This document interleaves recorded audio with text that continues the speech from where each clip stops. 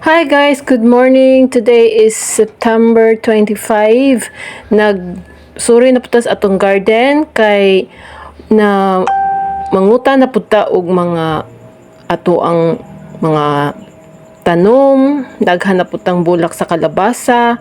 So udot sa kalabasa, so ato nang palitan og mga sari-sari unya para makapakbeta. So nag-harvest ta kay sayang kayo siya niya.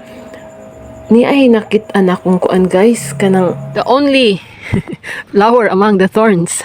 So meron tayong ayan. Parang isa lang to nakasabit sa alad. So atong kanon guys, i-pollinate. Tabangan nato pollinate ng mga buyog kay wala may mga buyog kay diri. So ayan. So inani ni siya, kinanglan imo na siyang pasulo dito sa iyahang pinaka-inner para ma-pollinate gud siya. So naunang iyahang kuan Ayan.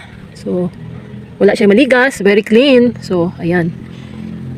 So guys, tapos na nato ma-pollinate to siya. So manguha na putag male. Usara gyud to siya nga female nga flower. So karon niya na puta sa ato ang kalamansi kay naa naman pud siya mga kanang matured na. So ato ni siyang anam-anamon og kuha kay yellow ramang pud ni madugay maatak.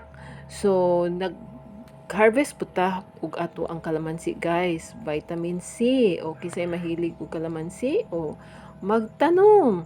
So ayan guys, mao ni ato ang dwarf kay gipanda na siya. Singala na grafting.